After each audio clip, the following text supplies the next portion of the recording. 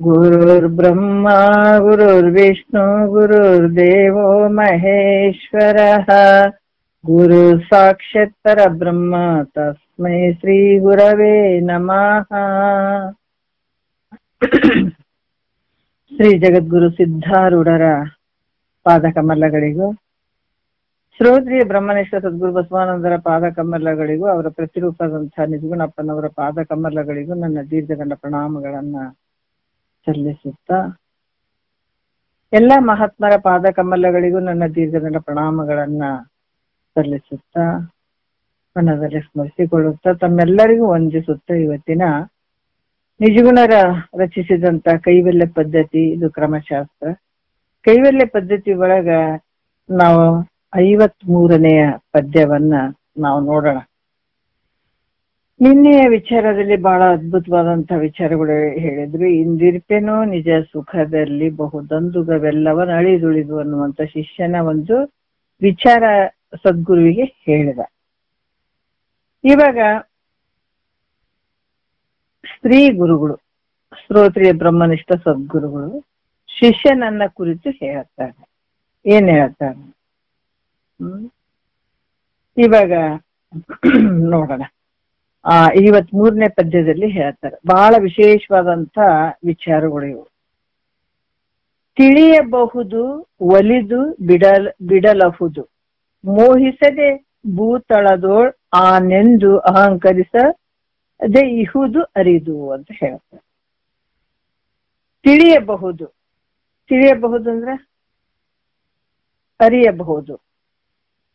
ಒಲಿದು ನೋಡ್ರಿ, ಒಲಿದು, ಯಾಕಂದ್ರ ತಿಳಿಯಬಹುದು, ಒಲಿದು ಬಿಡಲಹುದು, ಮೋಹಿಸದೆ ಭೂತಳದೋಳ್ ಆನೆಂದು ಅಹಂಕರಿಸದೆ ಇಹುದು ಅರಿದು ಅಂತ ಬಹಳ ಬಹಳ ವಿಶೇಷವಾದಂತ ಪದ್ಯವನ್ನ ನಮ್ಗೆ ಹೇಳ್ತಾ ಇದ್ದಾರ ನಿಜಗುಣರು.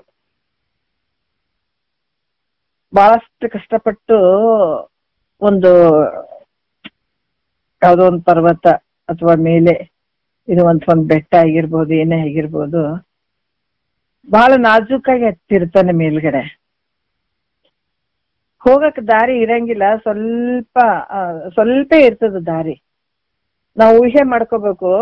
ಇದ್ರಲ್ಲಿ ನಾಸಿಕದೊಳಗಡೆ ನರ್ಮದಾ ನದಿಗೆ ಹೋಗ್ಬೇಕಾದ್ರೆ, ನರ್ಮದಾ ಉಗಮ ಸ್ಥಾನಕ್ಕ ಗೋದಾವರಿ ಉಗಮ ಸ್ಥಾನಕ್ಕೆ ಹೋಗ್ಬೇಕಾದ್ರ ಮೇಲ್ಗಡೆ ಹತ್ತಬೇಕು, ಪೂರ್ತಿ ಮೇಲ್ಗಡೆ ಹತ್ತಿ ಹೋಗ್ಬೇಕಾಗ್ತದ. ಅಲ್ಲಿ ದಾರಿ ನಾವು ಹೋದಾಗ ಮಾತ್ರ ದಾರಿ ಇಷ್ಟೇ ಇತ್ತು, ಒಬ್ಬೊಬ್ರು ಮೇಲೆ ಹತ್ಬೇಕು. ಅಲ್ಲಿ ಏನಾದ್ರೂ ಮೇಲ್ಗಡೆ ಸ್ವಲ್ಪ ದಾರಿಯಲ್ಲಿ ಏನಾದ್ರೂ ಕಾಲೇನ ಸ್ಲಿಪ್ ಆಗಿಬಿಟ್ರೆ ಪೂರ್ತಿ ಕೆಳಗೆ ಬೀಳುವಂಥದ್ದು, ಆ ರೀತಿ ಇರುವಂಥದ್ದು. ಅಷ್ಟೇ ಮೇಲ್ಗಡೆ ಹೋಗಿ ಏನಾದ್ರೂ ಒಂದು ಚೂರು ಎಚ್ಚರ ತಪ್ಪಿದ್ರೆ ಅಲ್ಲಿಂದ ಕೆಳಗೆ ಜಾರಿ ಬಿಡ್ತಾನೆ ನೋಡ್ರಿ. ಹುಡುಗರು ಜಾರ ಬಂಡೆ ಆಡ್ತಾವಲ್ಲ, ಮ್ಯಾಲ ಹತ್ತತಾವ ಮತ್ತೆ ಕೆಳಗೆ ಇಳಿತಾವ. ಇಲ್ಲಿ ಕೂಡ ಮೇಲ್ಗಡೆ ಹೋದಂತ ವ್ಯಕ್ತಿ, ಅದು ಗೋದಾವರಿ ಉಗಮ ಸ್ಥಾನ ನಾಸಿಕ್ ಒಳಗ ಐತಿ. ಅದ ಮೇಲ್ಗಡೆ ಹತ್ತಿ ಇಳಿಬೇಕಾದ್ರ ಸ್ವಲ್ಪ ಅಲ್ಲಿ ಏನಾರ ಮೇಲ್ಗಡೆ ಹತ್ತಿ ಅಲ್ಲಿ ಸ್ವಲ್ಪ ಸ್ಲಿಪ್ ಆಗಿಬಿಟ್ರೆ ಕೆಳಗಡೆ ಬಿದ್ದು ಹೋಗ್ಬಿಡ್ತಾನ ಮನುಷ್ಯ. ಅಷ್ಟು ಮೇಲ್ಗಡೆ ಐತಿ ಅದು. ಅಂತ ಬಹಳಷ್ಟು ಇರ್ತಾವ, ಇಲ್ಲ ಅಂತಿಲ್ಲ. ಅದ್ರಂಗ ಇಲ್ಲಿ ಸಾಧನೆ ಮಾಡಿದಾನ ವ್ಯಕ್ತಿ. ಬಹಳ ಮೇಲ್ಮಟ್ಟಕ್ಕೆ ಹೋಗಿದ್ದಾನ. ಆದ್ರ ಅಲ್ಲಿ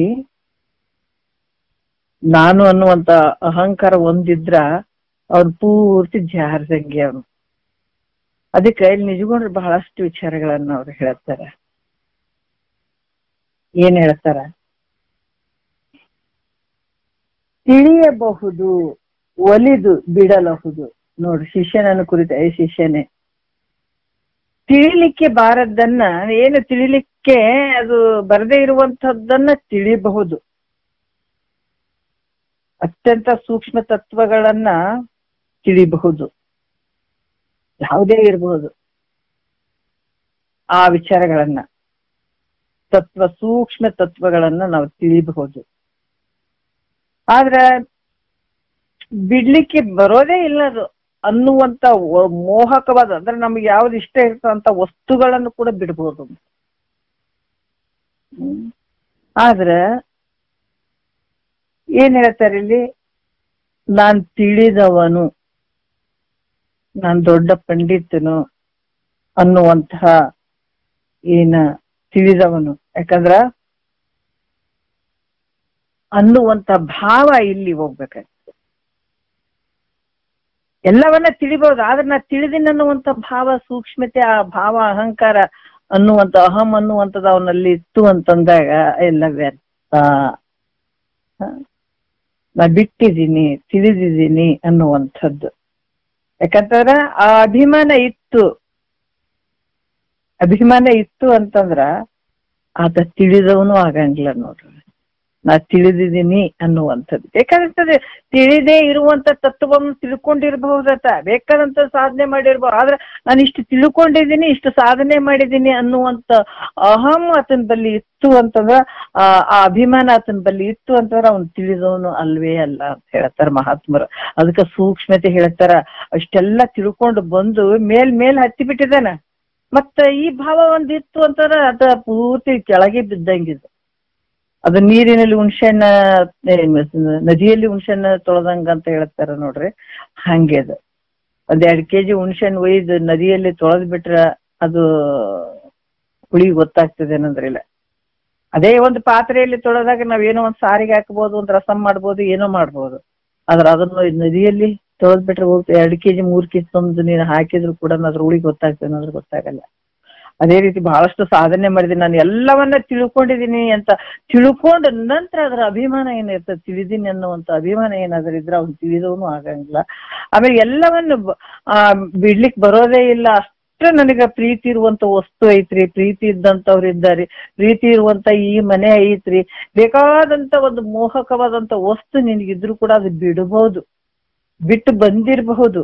ಆದ್ರ ನಾನು ಬಿಟ್ಟಿದ್ದೀನಿ, ಅದನ್ನ ಬಿಟ್ಟು ಬಂದಿದ್ದೀನಿ ಅನ್ನುವಂತ ಅಭಿಮಾನ ಏನಾದ್ರೂ ಇತ್ತು ಅಂತಂದ್ರೆ ಆತ ಬಿಟ್ಟವನು ಅಲ್ಲ. ಯಾಕಂತಂದ್ರೆ ಒಂದು ವಿಚಾರದಾಗ ಹೇಳ್ತಾರ, ಒಬ್ಬ ಇಲ್ಲಿ ಮುಂದೆ ಕೂಡ ಹೇಳ್ತಾರ ನೋಡೋಣ. ನಾನು ತಿಳಿದೇ ಇದ್ದೀನಿ ಅನ್ನುವಂಥದ್ದು, ನಾ ಬಿಟ್ಟಿನ ಅನ್ನುವಂಥದ್ದು, ಈ ರೀತಿ ಆ ಭಾವ ಇರ್ಕೂಡ್ದು. ಯಾಕಂತಂದ್ರ ಅನ್ಯರು ತಿಳಿದವರು. ಯಾಕಂದ್ರ ಇಲ್ಲಿ ಏನಾಗ್ತದ, ಬೇರೆದವರು ಅವ್ರು ತಿಳಿದಿಲ್ಲ, ನಾನ್ ತಿಳಿದಿದ್ದೀನಿ ಅನ್ನುವಂತ ಇದು ಬೇರೆ ಬುದ್ಧಿ ಏನದ, ಈ ಬುದ್ಧಿ ಅಲ್ಲಿ ಬಂತು ಅಂತಂದಾಗ ಎಲ್ಲ ವ್ಯರ್ಥ ಆಗ್ತದ. ಹಂಗಾಗಿ ಇಲ್ಲಿ ಏನಾಗ್ತದ, ಇಂಥ ಭಾವ ನಿನ್ನ ಹತ್ರ ಏನೋ ಅಭಿಮಾನ ಪಡುವಂತ ಭಾವ ನಿನ್ನಲ್ಲಿ ಇತ್ತು ಅಂತಂದಾಗ, ಬೇರೆ ಬುದ್ಧಿ ಏನಾದ್ರೂ ಆ ರೀತಿ ಬಂತು ಅಂದಾಗ ಎಷ್ಟು ಸಾಧನೆ ಮಾಡಿದ್ರು, ಎಷ್ಟು ತಿಳ್ಕೊಂಡ್ರು ಇದೇನ್ ಮಾಡ್ತದ, ನಿನ್ನ ಅಖಂಡೈಕ ರಸವಾದಂತಹ ಅಭೇದ ಸ್ವರೂಪವನ್ನ ನಾಶ ಮಾಡ್ತದ, ಅಂದ್ರ ಮರೆ ಮಾಡ್ತದ. ಎಷ್ಟು ಸೂಕ್ಷ್ಮತೆ ನೋಡ್ರಿ ಹೇಳ್ತಾರ ನಿಜಗೊಂಡ್ರು. ಆಹಾ, ಒಂದು ಚೂರು. ಅದಕ್ಕ ನನಗೊಂದು ನೆನಪು ಬರ್ತದ. ನಮ್ಮ ಅಪ್ಪ ಅಮ್ಮ ಮೊದಲು ನಾನು ಚಿಕ್ಕವ್ರು ಇರ್ಬೇಕಾದಾಗ ಮನೇಲಿ ಭಜನೆ ಮಾಡ್ತಿದ್ರು. ನಮ್ ತಂದೆ ನನ್ ನೆನಪದ, ನಮ್ಮ ಅಪ್ಪ ಪದ ಹಾಡೋದು, ತಿಳಿ ಬಾಳಿರಬೇಕು ನಿನಗವ್ವ ನಿನ್ನ ಅಂಗದ ಗುಣ ಅಳಿಬೇಕವ್ವ ಅಂತನ್ನುವಂಥದ್ದು ಕೆಲವೊಂದು ತುಂಬಾ ಕೆಲವು ಹಾಡುಗಳು ಹಾಡ್ತಿದ್ರು, ತತ್ವ ಪದಗಳು. ಮತ್ತೆ ಇನ್ನೂ ಒಂದು ಹಾಡ್ತಿದ್ರು, ಏನಂದ್ರ ನಾನು ಮೊದಲು ಇದು ಪದ ಹಾಡಿದೀನಿ ಸ್ವಲ್ಪ ಕ್ಲಾಸ್ನಲ್ಲಿ. ಯಾವ್ದು, 6 ಮಂದಿ ಅಕ್ಕ ತಂಗಿಯರೇ ನನಗೂಡಂದಿ 7 ಮಂದಿ, ಅವರೆಲ್ಲ ಒಳಿಯ ದಾಟಿದರು ಅಂಬಿಗಾರಣ್ಣ ಎನ್ನೊಬ್ಬಳ ಒಳಿಯ ದಾಟಿಸೋ ಅಂಬಿಗಾರಣ್ಣ ಅಂತ. ಈ ಪದ್ಯ ನನಗೆ ಅವಾಗ ಅರ್ಥನೇ ಆಗ್ತಿರ್ಲಿಲ್ಲ. ಏನಿರ್ಬೋದು, 6 ಮಂದಿ ಅಕ್ಕ ತಂಗಿಯರು ಸುಮ್ನೆ ಮಾಮೂಲಿ ಎಲ್ರು ಆಡ್ತಾರಲ್ಲ ಅಂತ ನಾವು ಭಜನೆದಲ್ಲಿ ಹಾಡ್ತಿದ್ವಿ ಹಾಡು. ಇವಾಗ ಗೊತ್ತಾಗ್ತಾ ಇದೆ. ಅಲ್ಲಿ ಇನ್ನೂ ಒಂದು ಹೇಳ್ತಾರ, ಬಾಳಿಯ ಬನದಾಗ ಬಾಗಿ ಬಂತವರಿಗೋಲ ಬಾಳ ಮಂತರ ಮಗಳಯ್ಯೋ ಅಂಬಿಗಾರಣ್ಣ ಅನ್ನುವಂಥದ್ದು. ಆಮೇಲೆ ನಿಂಬಿಯ ಬನದಾಗ ತುಂಬಿ ಬಂತವರಿಗೋಲ ನಂಬಿಗಸ್ತರ ಮಗಳ ನಾನಯ್ಯೋ ಅಂಬಿಗಾರಣ್ಣ ಎರಡನೇದ್ದು. ಮತ್ ಉತ್ತುತ್ತಿ ಬನದಾಗ ಉಕ್ಕಿ ಬಂತವರಿಗೋಲ ಉತ್ತಮರ ಮಗಳು ನಾನಯ್ಯೋ ಅಂಬಿಗಾರ ಅದು ಒಂದೊಂದು ನುಡಿ ತಗೊಂಡು 6 ಮಂದಿ ಅಕ್ಕ ತಂಗಿಯರೇ ಅನ್ನನಗೂಡಂದಿ 7 ಮಂದಿ ಅವರೆಲ್ಲ ಒಳಿಯ ದಾಟಿದರು ಅಂಬಿಗಾರಣ ಎನ್ನೊಬ್ಬ. ಎಷ್ಟು ಒಂದು ಮಹಾತ್ಮರು ತತ್ವವನ್ನ ತಿಳ್ಕೊಂಡು ಹೆಂಗ್ ಕುಣಿದಾಡಿ ಬರೆದ್ರು. ಈ ರೋಮಾಂಚನ ಅನಿಸ್ತದೆ. ಯಾಕಂದ್ರ ನಾನು ಅಂಥವ್ರ ಮಗಳು ಇಂಥವ್ರ ಮಗಳು, ಉತ್ತಮರ ಮಗಳದೀನಿ, ಬಾಳುವಂತರ ಮಗಳದೀನಿ, ಆ ಮಗಳದೀನಿ, ಈ ಮಗಳದೀನಿ, ಇಂಥ ನಾನು ಅನ್ನುವಂಥ ಅಭಿಮಾನದಾಗ ನಾನು ಅದೀನಿ. ಆದ್ರೆ 6 ಮಂದಿ ಅಕ್ಕ ತಂಗಿಗಳು ಅಂದ್ರ 6 ಅರಿಷಡ್ ವರ್ಗಗಳನ್ನ ನಾನು ಬಿಟ್ಟಿದ್ದೀನಿ, ಹೋಗಿದಾವ ಪಾಪ ಎಲ್ಲ ಅವ್ರು ಒಳಗೆ ದಾಟಿ ಬಿಟ್ಟಿದ್ದಾರೆ. ಆದ್ರ ನಾನು ಅಂಥವ್ರ ಮಗಳು ಇಂಥವ್ರ ಮಗಳು ಅನ್ನುವಂತಹ ಭಾವ ನನ್ನಲ್ಲಿ ಐತಿಲ್ಲ, ಇದು ಹೋಗೋದು ಇದನ್ನೊಂದು ಒಳಗೆ ದಾಟ್ಸಪ್ಪ ಅನ್ನುವಂಥದ್ದು. ನೋಡ್ರಿ ಎಂಥ ಒಂದು ಅದ್ಭುತ ವಾಕ್ಯ ಇದು. ನನ್ನೊಬ್ಬಳ ಒಳಿಯ ದಾಟಿಸೋ. ನಾನು ಹಂಗದಿನಿ ಹಿಂಗದಿನಿ ಅಂತ ಕುಂತೀನಲ್ಲ ನಾನು ಇಲ್ಲಿ, ಮತ್ ಇದು ಬಿಡ್ಬೇಕಾಗ್ಯದಲ್ಲಪ್ಪ. ಅದಕ್ಕೆ ಇದನ್ನ ನನಗ ದಾಟ್ಸಪ್ಪ ಅನ್ನುವಂಥದ್ದು ಮಹಾತ್ಮರು ಎಷ್ಟು ಒಂದು ಅದ್ಭುತವಾದಂತ ವಿಚಾರಗಳನ್ನು ಬರೆದಿದ್ದಾರೆ. ಅದಕ್ಕೆ ಇಲ್ಲಿ ಕೂಡ ಹೇಳ್ತಾರ, ನಾನು ಯಾಕಂತಂದ್ರ ಜ್ಞಾನಿ ಇದ್ದೀನಿ, ನಾನು ಹಂಗದೀನಿ ಹಿಂಗದೀನಿ ಅನ್ನುವಂತ ಅಭಿಮಾನಿಸುವಂಥದ್ದು ಯೋಗ್ಯ ಅಲ್ಲ. ನಾ ತಿಳ್ಕೊಂಡಿದ್ದೀನಿ, ನಾನು ಹಂಗದೀನಿ. ಅದಕ್ಕೆ ಬಹಳಷ್ಟು ಅವ್ರು ಬರೆದಿದ್ದಾರೆ. ಹಲವಾರು ರೀತಿ ಬಿಡು ಭಾಷೆದೊಳು ಡಂಬವ. ಅದಕ್ಕೆ ಎಷ್ಟು ಚಂದ ಅದ್ಭುತವಾಗಿ ಹೇಳಿದ್ರು. ತಿಳ್ಕೊಂಡಿದ್ದೀರ ಎಷ್ಟು ಅದಕ್ಕೆ ಹೇಳ್ತಾರ. ಕೊನೆ ನುಡಿಯಲ್ಲಿ ಹೇಳ್ತಾರ, ಜನ ಮೆಚ್ಚಿ ನಡಕೊಂಡರೇನುಂಟು ಲೋಕದಿ, ಮನ ಮೆಚ್ಚಿ ನಡಕೊಂಬುವುದೇ ಚಂದ. ಮನಕಂಜಿ ನಡೆಯದೆ ಮನಕಂಜಿ ನಡೆಯದೆ ಜನಕಂಜಿ ನಡೆದರೆ ಮನದಾನ್ಮ ಗುರು ಸಿದ್ಧ ಮರೆಯಾಗುವನಲ್ಲ ಅಂತ ಹೇಳ್ತಾರೆ. ಎಷ್ಟು ಅದ್ಭುತವಾಗಿ ಹೇಳ್ತಾರೆ. ಅದಕ್ಕೆ ಇಲ್ಲಿ ಕೂಡ ಕೆಲವು ಹೇಳ್ತಾರ, ನಾನು ಅನ್ನುವಂಥದ್ದು, ನಾನು ಜ್ಞಾನಿ ಇದ್ದೀನಿ ಅಂತ ಮನಸ್ಸಿನಲ್ಲಿ ಏನಾದ್ರು ಅಲ್ಲ ರೀ ನಾ ಇಷ್ಟು ತಿಳ್ಕೊಂಡಿದ್ದೀನಿ ಅನ್ನುವಂಥ ಭಾವ, ಇಷ್ಟು ನಾ ಹೇಳ್ತಾ ಇದ್ದೀನಿ, ಎಲ್ಲರಿಗೂ ಹೇಳ್ತಾ ಇದ್ದೀನಿ, ನನ್ನಂತ ಪಂಡಿತರು ಯಾರಿಲ್ಲ ಅಂತ ಅನ್ನುವಂಥ ಭಾವ, ನಾ ಜ್ಞಾನಿ ಇದ್ದೀನಿ ಅಂತ ನಮ್ಮನ್ನ ತುಳಿದು ಹಾಕ್ಬಿಡ್ತದಲ್ರಿ ಅದು. ಯಾರು ಆ ತರ ಅಂದ್ಕೊಂಡಿರ್ತಾರ ಅಷ್ಟು ಎಷ್ಟೇ ಸಾಧನೆ ಮಾಡಿದ್ರು ಕೂಡ ಅವ್ರನ್ನ ಅದೇ ನುಂಗಿ ಬಿಡ್ತದೆ. ಒಂದು ದೃಷ್ಟಾಂತ ಹೇಳ್ತಿದ್ರು, ಅಜ್ಜಿದು ಮನೆಯಲ್ಲಿ ಇಲಿ ಸತ್ತದಂತ ಹೇಳ್ಬಿಟ್ಟು ಅದನ್ನ ತಗೊಂಡು ಬಾಗ್ಲಿಂದ ಹೊರಗ್ ಹೊಕಟ್ ಬಂದಳು, ಬರೋದ್ರ ಒಳಗಡೆ ಒಂಟೆ ಸತ್ತಿತ್ತು ಅಂತ ಕೆಲವೊಂದು ವಿಚಾರ ಹೇಳ್ತಿದ್ರು. ನನ್ ನೆನಪೈತಲ್ಲಿ. ಯಾಕಂತಂದ್ರ ಎಲ್ಲವನ್ನ ಬಿಟ್ಟಿದ್ದೀನಿ ತಿಳ್ಕೊಂಡಿದ್ದೀನಿ ಅನ್ನುವಂಥದ್ದನ್ನ ಎರಡನ್ನ ತಿಳ್ಕೊಳ್ಬಹುದು, ಬಿಡಬಹುದು. ಎಷ್ಟೇ ಒಂದು ಕಠಿಣವಾದಂತ ವಸ್ತುವನ್ನ ತಿಳ್ಕೊಳ್ಬಹುದು, ಬಿಡಕ್ ಆಗದೆ ಇರುವಂತದ್ದನ್ನ ಬಿಡಬಹುದು. ಆದ್ರೆ ನಾನು ಅನ್ನುವಂಥದ್ದು ಬಿಡೋದು ಮಾತ್ರ ಬಹಳ ಕಷ್ಟ ಅನ್ನುವಂಥದ್ದು ಹೇಳ್ತಾರೆ. ಅದೊಂದು ದೊಡ್ಡದು. ಅದು ಬಿಡದೇ ಇದ್ರೆ ನಿನ್ನ ಸ್ವರೂಪವನ್ನೆಲ್ಲ ಮರಿ ಮಾಡ್ತದಪ್ಪ. ಎಷ್ಟು ಸಾಧನೆ ಮಾಡಿದ್ರು ಕೂಡ ಮ್ಯಾಲಿಂದ ಕೆಳಗೆ ಬಿದ್ದಂಗ ನಿನ್ನ ಹಣೆ ಬರ. ಅದಕ್ಕೆ ಸೂಕ್ಷ್ಮ ವಿಚಾರಗಳನ್ನ ತಿಳಿಸ್ತಾ ಇದ್ದಾರೆ. ಅದಕ್ಕೆ ನಾನು ಬಿಟ್ಟಿದ್ದೀನಿ ಅನ್ನುವಂಥ ಅಭಿಮಾನ ಕೂಡ ಅಲ್ಲಿ ಇರ್ಕೂಡುದು. ಇಲ್ಲಿ ಕೂಡ ನಾವು ಈ ಮಾತನ್ನ ಚೂಡಾಲಿ ಮತ್ತೆ ಶಿಖಿ ಧ್ವಜದ್ ನಿಮ್ಗೆ ಗೊತ್ತಿರ್ಬೋದು ಅದ್ ಕತಿ. ಯಾಕಂತಂದ್ರ ಆಕಿ ಜ್ಞಾನಿ ಇರ್ತಾನ, ಆ ಶಿಖಿ ಧ್ವಜ ಯಾಕಂದ್ರ ಆತ ಇನ್ನು ಕರ್ಮದಲ್ಲಿ ಇರ್ತಾನ. ಈಕಿ ಯಾರು ಚೂಡಾಲಿ ಪಾಪ ಆಕಿ ಜ್ಞಾನಿ ಇರ್ತಾಳ, ಎಲ್ಲ ಗೊತ್ತಿರ್ತದ. ಈತ ನಾ ಸಾಧನೆ ಮಾಡ್ಬೇಕು ಅಂತ ಹೇಳ್ತಿರ್ತಾನೆ. ಯಾರು? ಶಿಖಿ ಧ್ವಜ. ಅದೇ ಇಲ್ಲೇ ಇದ್ಕೊಂಡ್ ಮಾಡು ಅಂತ ಹೇಳ್ತಾಳ. ಸಾಧನೆ ಮಾಡ್ಬೇಕಾದ್ರೆ ಎಲ್ಲೂ ಹೋಗ್ಬೇಕಾಗಿಲ್ಲ, ಇಲ್ಲೇ ಮಾಡು ನಡೀತದ ಅಂತಾಳ. ಇಲ್ಲ ನಾ ಮನೆ ಬಿಡ್ಬೇಕು, ಹೆಂಡತಿ ಮಕ್ಕಳನ್ನೆಲ್ಲ ಬಿಡ್ಬೇಕು, ನಾನು ಎಲ್ಲೋ ಒಂದ್ ಕಡೆ ಕಾಡಿನಲ್ಲಿ ಹೋಗಿ ತಪಸ್ಸು ಮಾಡ್ಬೇಕು, ಅಲ್ಲಿ ನಾನು ಜ್ಞಾನ ಪಡ್ಕೊಳ್ಬೇಕಂತ ಇಟ್ಟು ಒಂಥರ ಕರ್ಮದಲ್ಲಿ ಕೂಡ ಇರ್ತಾನಂತ. ಆಯ್ತು ಅಂತ ಅಂದು ಅಥವಾ ಎಲ್ಲವನ್ನ ಬಿಟ್ಟು ಹೋಗಿ ಎಲ್ಲೋ ಒಂದು ಕಾಡಿನೆಲ್ಲೋ ಸುಮಾರು ವರ್ಷ ಅಲ್ಲಿ ಉಳ್ಕೋತಾನ. ಈಕಿ ತನ್ನ ಜ್ಞಾನ ದೃಷ್ಟಿಯಿಂದ ನೋಡ್ತಾಳ, ಅಲ್ಲಿ ಎಲ್ಲೋ ಇದ್ದದ್ದು ಗೊತ್ತಾಗ್ಬಿಡ್ತದ. ಆಕಿ ತಿರ್ಗಾ ಅಲ್ಲಿಗೆ ಹೋಗ್ತಾಳ, ಬೇರೆ ವೇಷ ತಗೊಂಡ್ ಹೋಗ್ತಾಳ ಅಲ್ಲಿಗೆ. ಅದಕ್ಕೆ ಗೊತ್ತಾಗ್ಲಿಲ್ಲ, ಹೆಂಡತಿ ಅಂತಾನೆ ಗೊತ್ತಾಗಂಗಿಲ್ಲ. ಅಲ್ಲಿ ಹಲವಾರು ರೀತಿಯಿಂದ ಪರೀಕ್ಷೆ ಮಾಡ್ತಾಳ ಆಕಿ. ಅವಾಗ ತಂತಾನೆ, ಇಲ್ಲ ನಾನು ಹೆಂಡತಿನ ಬಿಟ್ಟಿದ್ದೀನಿ, ಮಕ್ಕಳನ್ನ ಬಿಟ್ಟಿದ್ದೀನಿ, ಮನೆ ಬಿಟ್ಟಿದ್ದೀನಿ, ನಾನು ದೊಡ್ಡ ಸಂಪತ್ತು ಬಿಟ್ಟಿದ್ದೀನಿ, ನಾನು ರಾಜ್ಯವನ್ನ ಬಿಟ್ಟಿದ್ದೀನಿ, ಎಲ್ಲವನ್ನ ಬಿಟ್ಟಿದ್ದೀನಿ, ಏನಿಲ್ಲ ಇರುವಂಥದ್ದು ಇದು ಊಟದೊಂದು ತಟ್ಟೆ, ಇದು ಒಂದು ಇಷ್ಟ ಐತಿ ನೋಡಿ, ನಾನು ಎಲ್ಲವನ್ನ ಬಿಟ್ಟು ಬಂತೀನಿ ಅನ್ನುವಂಥ ಭಾವನೆ ವ್ಯಕ್ತಪಡಿಸ್ತಿರ್ತದ. ಅವಾಗ ಅಂತಾಳಕಿ, ನೀನ್ ಏನ್ ಬಿಟ್ಟು ಬಂದು ಇಲ್ಲಿ ಕೂತ್ಕೊಂಡ್ರಕ್ಕೂ ನೀವ್ ಬಿಟ್ಟವನಲ್ಲ, ಎಲ್ಲವನ್ನೂ ಹಿಡ್ಕೊಂಡವ್ ನೀನು ಅಂತ ಹೇಳ್ತಾಳೆ. ಯಾಕಂದ್ರೆ ಎಲ್ಲವನ್ನ ಬಿಟ್ಟಿದ್ದೀನಿ ಬಿಟ್ಟಿದ್ದೀನಿ ಬಿಟ್ಟಿದ್ದೀನಿ ಅಂತ ಹೇಳ್ತಾ ಇದ್ದಾನೆ ಅಂದಾಗ ಅದಕ್ಕೆ ಜ್ಞಾನಿ ಮತ್ತು ಜ್ಞಾನಿಗೆ ಗೊತ್ತಿರ್ತದೆ, ಗೊತ್ತಿದ್ದವರಿಗೆ ಗೊತ್ತಿರ್ತದೆ, ಎಲ್ರಿಗೂ ಗೊತ್ತಾಗಲ್ಲ ಇವು. ಅತ್ತೆ ಹಕ್ಕಿ ಹೇಳ್ತಾಳೆ ಆಕೆ, ಏನಾಯ್ತು ಎಲ್ಲವನ್ನ ಬಿಟ್ಟಿನಿ, ಮನೆ ಬಿಟ್ಟಿದ್ದೀನಿ, ರಾಜ್ಯ ಬಿಟ್ಟಿದ್ದೀನಿ, ಹೆಂಡ್ತಿನ ಬಿಟ್ಟಿದ್ದೀನಿ, ಎಲ್ಲವನ್ನ ಬಿಟ್ಟಿನಿ ಅಂತ ಹೇಳ್ತೀಯಲ್ಲ, ನೀ ಬಿಟ್ಟವನಲ್ಲ. ಎಲ್ಲವನ್ನ ಹೇಳ್ತೀನಿ ಅಂತಂದಾಗ ನೀನ್ ಬಿಟ್ಟವನಲ್ಲ ಅಂತ ಆಕಿ ಕೆಲವೊಂದು ವಿಚಾರಗಳನ್ನ ಹೇಳಿದಾಗ ಅವಾಗ ಆತದ ಎಲ್ಲವನ್ನ ಅರ್ಥ ಆಗ್ತದ ಅನ್ನುವಂಥ ವಿಚಾರವನ್ನ ಇಲ್ಲಿ ಯೋಗ ವಾಸಿಷ್ಠದಲ್ಲಿ ಹೇಳಿದ್ದಾರೆ ರಾಜನ ಕುರಿತು. ಅದಕ್ಕ ಇಲ್ಲಿ ಕೂಡ ಹೇಳ್ತಾರ, ನೀನು ಬಿಟ್ಟಿದ್ದೀನಿ ಅನ್ನುವಂಥ ಅಭಿಮಾನ ಕೂಡ ಬಿಡ್ಲಿಲ್ಲ ಅಂತಂದ್ರೆ ನೀ ಬಿಟ್ಟವನ ಅಲ್ಪ. ಅಭಿಮಾನ ಕೂಡ ಹೋಗ್ಬೇಕು, ನಾ ಬಿಟ್ಟಿದ್ದೀನಿ ಅನ್ನುವಂಥ ಅಭಿಮಾನ ಕೂಡ ಅಲ್ಲಿ ಇರಬಾರ್ದು. ನಾ ತಿಳ್ಕೊಂಡಿದ್ದೀನಿ ಏನಂತಾರೆ, ನಾ ತಿಳ್ಕೊಂಡಿದ್ದೀನಿ ಅನ್ನುವಂತ ಅಭಿಮಾನ ಕೂಡ ಇರಬಾರ್ದು, ಎರಡೂ ಇರಬಾರ್ದು. ಅದಕ್ಕೆ ಇಲ್ಲಿ ತಿಳಿಬಹುದು ಮತ್ತೆ ಬಿಡಬಹುದು, ಎರಡೂ ಕೆಲಸ ಆಗ್ಬಹುದು. ತಿಳಿದೇ ಇರುವಂತ ವಸ್ತುವನ್ನ ನೀವು ತಿಳ್ಕೊಂಡಿರ್ಬೋದು, ತತ್ವವನ್ನ ತಿಳ್ಕೊಂಡಿರ್ಬೋದು, ಆಮೇಲೆ ವಸ್ತುಗಳು ಬಿಡದೇ ಇರುವಂತ ವಸ್ತುಗಳನ್ನ ನೀವು ಬಿಟ್ಟಿರ್ಬೋದು. ಆದ್ರೆ ಬಿಟ್ಟಿದ್ದೀನಿ ತಿಳ್ಕೊಂಡಿದ್ದೀನಿ ಅನ್ನುವಂತ ಅಭಿಮಾನ ಬಿಡ್ಬೇಕಾದ್ರೆ ಬಹಳ ಕಷ್ಟ ಅದ. ಅದು ಕೂಡ ಸಂಪೂರ್ಣ ಹೋಗ್ಬೇಕು. ನೀವು ಬಿಟ್ಟಿರ್ಲಿಲ್ಲ ಅಂದ್ರೆ ಎಲ್ಲ ಏನ್ ಮಾಡಿದ್ರು ಕೂಡ ಅದು ವ್ಯರ್ಥ. ಆ ಅಭಿಮಾನ ಕೂಡ ನಿನ್ನಲ್ಲಿ ಇರಬಾರ್ದು ಅನ್ನುವಂತ ವಿಚಾರವನ್ನ ಅವರು ಹೇಳ್ತಾರ. ಮತ್ತೆ ಈಗ ಒಂದನೇ ನುಡಿಯಲ್ಲಿ ಹೇಳ್ತಾರ, ಏನ್ ಹೇಳ್ತಾರ, ತಿಳಿಲಿಕ್ಕೆ ಕಠಿಣವಾದಂತ ವಿಚಾರಗಳನ್ನ ನೀವು ತಿಳಿಬಹುದು. ಯಾರ ಮುಖಾಂತರ? ಗುರುಗಳ ಶ್ರುತಿ, ಗುರುಗಳ ಮುಖಾಂತರ. ನೋಡ್ರಿ ಬಹಳ ಸೂಕ್ಷ್ಮ ಅದ ಇದು. ನಾವ್ ಯಾವಾಗ ನಮಗ್ ಮುಮುಕ್ಷತ್ವ ಬಂತು, ಗುರುಗಳ ಮುಖಾಂತರ ಇದನ್ನೆಲ್ಲವನ್ನ ತಿಳ್ಕೊಂಡು ಮಾಡಿದಿವಿ. ಆದ್ರೆ ಇದಕ್ಕಿಂತ ಒಂಟಿ ಸತ್ತಂಗಾಗಿರ್ಬಾರ್ದು.